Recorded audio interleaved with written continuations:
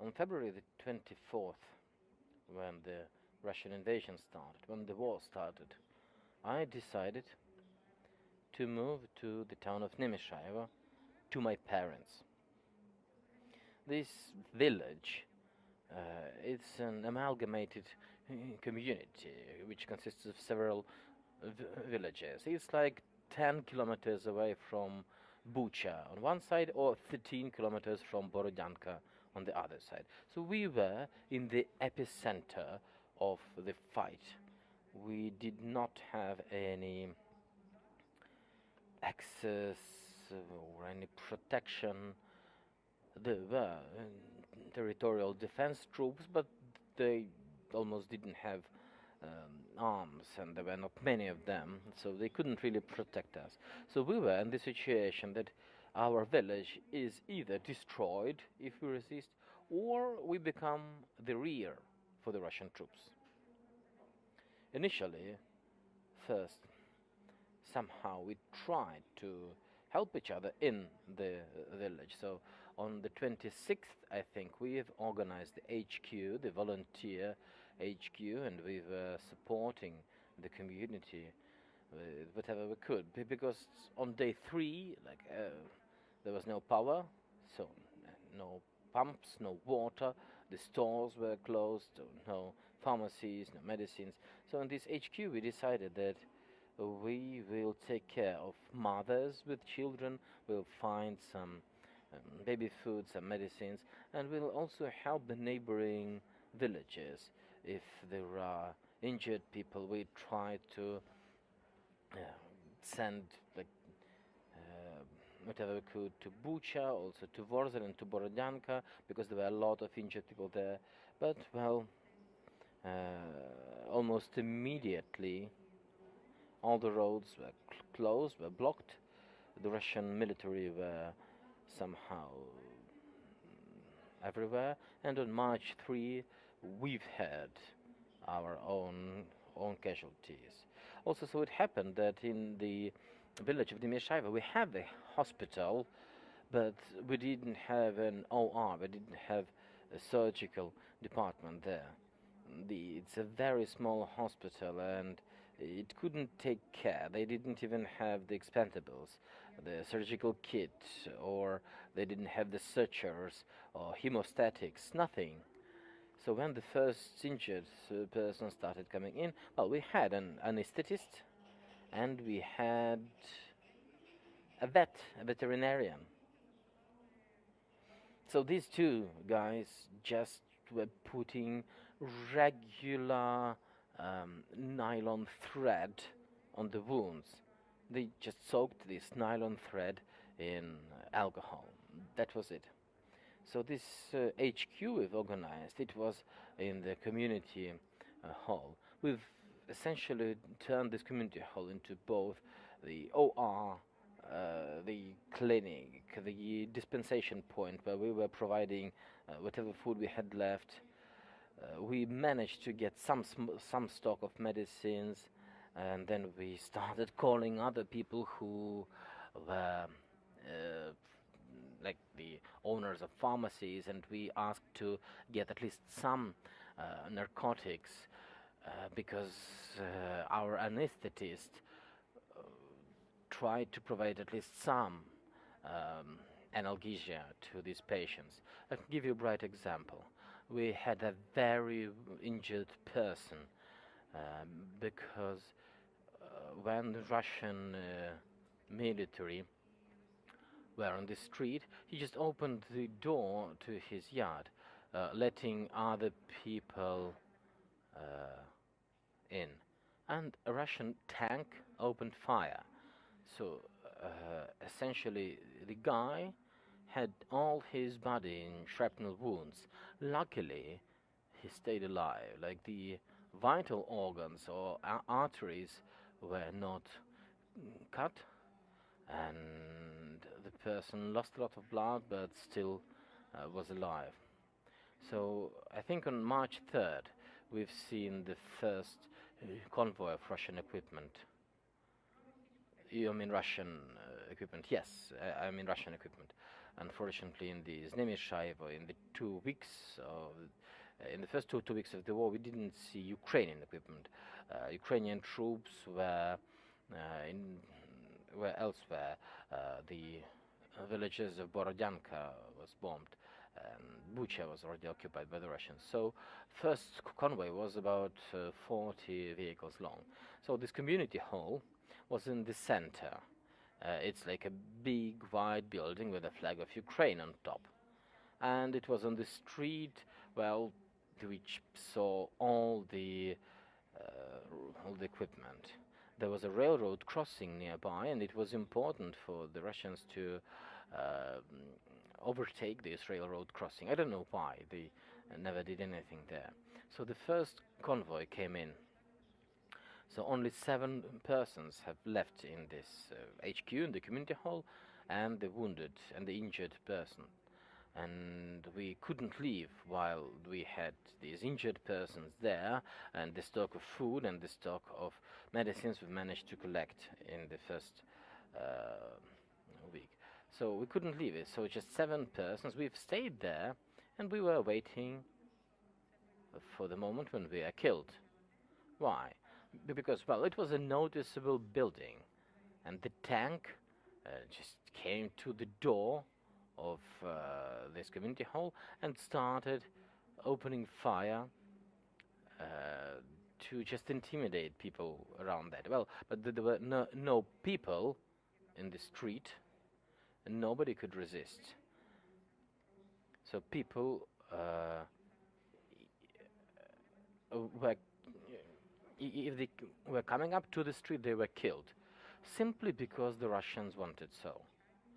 I don't have another explanation, because the injured people we have seen were just regular people. It was a woman protecting her children, and she had cuts on her breasts, and the guys used just a nylon thread because they didn't have a proper suture material. We didn't have power, so we only had flashlights to use. So this veterinarian decided to stay in the HQ, and when the Russian convoy came in, he was actually applying a suture on a stomach of another injured person. So we were there for 3 days, and we were just waiting for the Russians to come in and kill us. But, well, luckily, either nobody betrayed us and said that there is this volunteer HQ in that building, or they were so dumb and didn't want to come in. But we've had situations when the APCs were coming to this community hall. They were coming with firearms, with alcohol. They just looted from the shops. They were drinking. They were looking at this community hall, and they pointed the tank cannon on us. So we were just sure we were going to get killed, but it didn't happen. So we said, okay, we have to close this HQ. And one of the volunteers, we've sent him to a shelter, to a bunker, which hosted about 500 people at that moment. And we decided to send food to that shelter. So this volunteer was driving in a vehicle, but the Russian military saw some vehicle and just opened fire and killed this volunteer. His wife and his son witnessed that. It happened near the school. Then they opened fire towards the school. But, well, people were in the shelter, so luckily they weren't injured. Then, for some time, we were just hiding in other buildings adjacent to this community hall. We kept the keys, and we could like sneak in and give some food to people, and or a small stock of drugs, because we had people with diabetes, we had people with asthma, so we were issuing these small stocks of of insulin. So then we managed to get to the other shelter where our relatives stayed. There were 130 people, and essentially we were held hostage. This shelter was located in the agricultural college. We didn't know that, but the Russians were actually coming in a few days before, and they just were beating people up to intimidate, and then they left. So we came to the shelter, but then the next day more Russians came and took us hostage, and they have set conditions. If you cross the line, so if we cross the contact line and go towards the Ukrainian troops, they are not responsible for our safety. Also, the Russians said that if anyone would let the Ukrainian troops know about the locations of the Russians, the person would be killed. And we had, in the shelter, we had many people who also were wounded. And, well, we, of course, gave up all our phones because, well, we didn't want anyone to endanger all the people. So the guy who organized all that in the shelter, he collected all the phones, and he promised the Russians that the information will not be leaked from the location. But still, the Russians were searching all of us from time to time, and once they took one guy, Alokhin was his name, and we thought they were gonna kill him, but well, they searched him down and let him back. So then we stayed there, and they just kept their equipment in the village, and they were shelling other cities like Irpin and Bucha, and essentially they used us as a shield.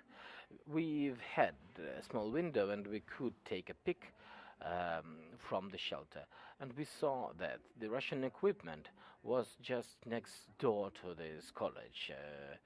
But 24 hours after, they said they will leave.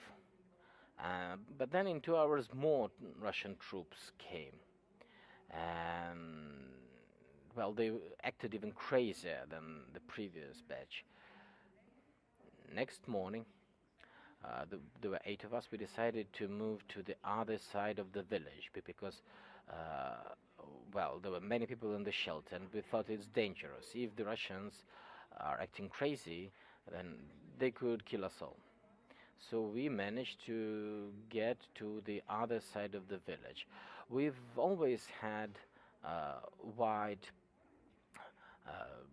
shoulder strips on us. Of course, it wasn't a guarantee that we'll be saved, because, for example, one guy went to the store to get some food, and he just was stabbed. And there were other cases. We had this assistant who was taking care for the wounded in the HQ, and her mother was captured, and they were and they were beating the mother up, trying to find out how many people were there with them. There were many murders, even though the village of Nemishaieve provided no resistance. So when they came to this college, they have learned that there still is the natural gas supply to the village, and next day they stopped the natural gas supply to the village. They tried to push some propaganda. They tried to talk to women. They tried even to give some sweets to children.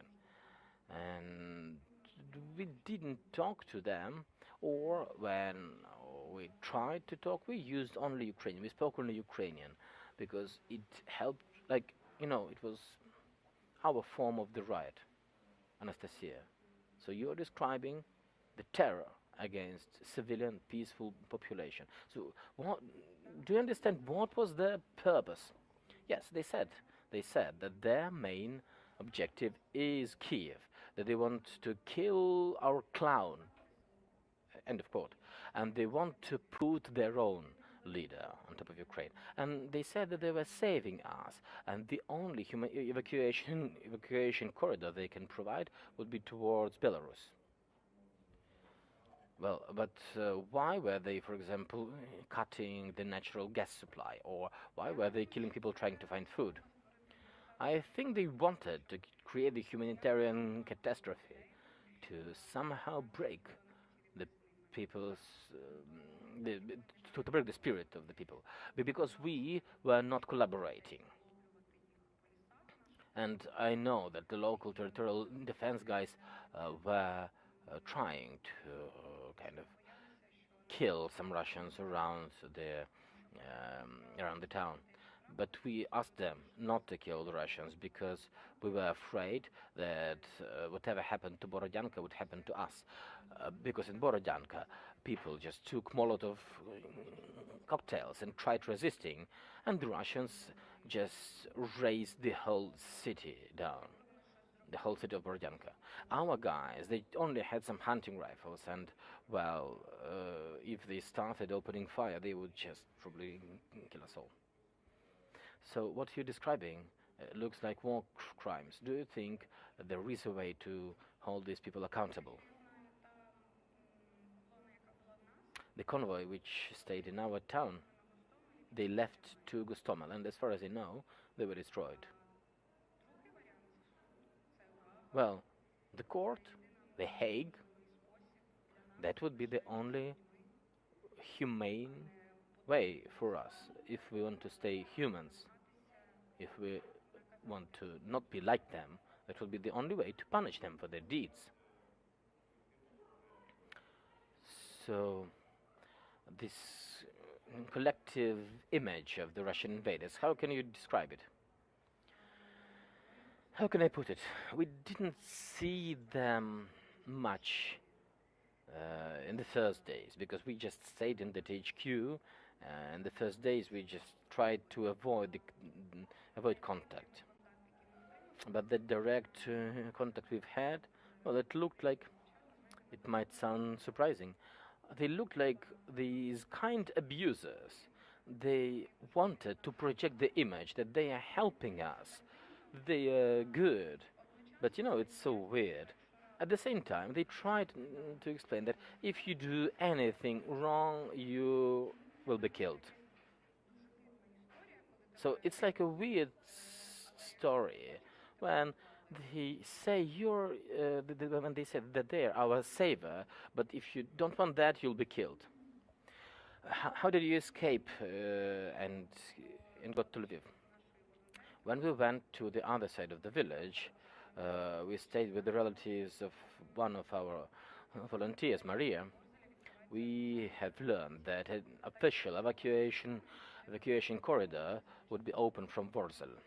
And, well, we didn't have any communication, but there we managed to get a phone and charge it from the generator. And then we realized that we can cross the Kyiv field and we could get to Vorzel. But, well, this field could be shelled any time. So we had to take a risk. We thought that, well, we can, for example, make large white sheets and write children on those sheets, because we had some children with us. And we were going to cross this field, but then the dad learned that there will be a convoy of private vehicles. And, well, we just packed those vehicles, sitting on laps of each other, and then we managed to escape. It was not the approved corridor, because we knew that in Vorzel eventually they blocked it. And then we immediately saw the Russian roadblock. So they just searched us all, they made us all strip down, and they took the phones, but they said, well, we are not barbarians, we'll let you go. But then they didn't. They said we have to go back. But there were just local people who knew all all the country roads,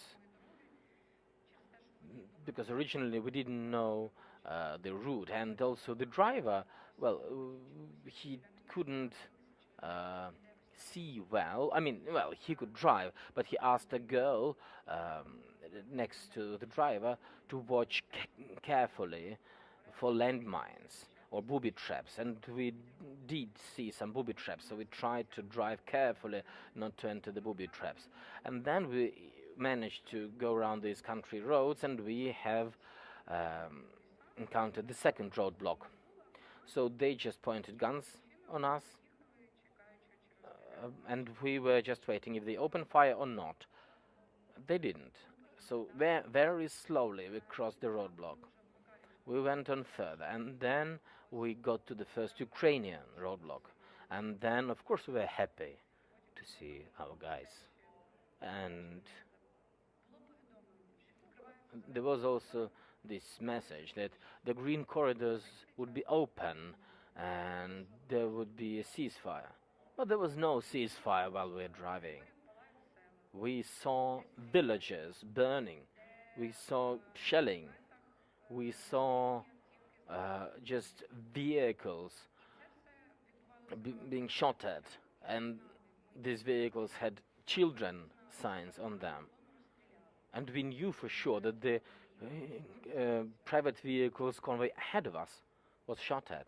And when we came there, we have learned that the convoy behind us was shot at. How did you support each other in these days? We had this game. I mean, we had two families staying together, supporting each other. Well, first of all, in the shelter overall, people were supporting each other. And I really appreciate this college director who managed to organize everything. We had a kitchen section. We had people on duty, monitoring the situation outside. There was the whole system of shifts, and we managed to stay, I don't know, as a small state, as a small community. We've organized hot water and so on.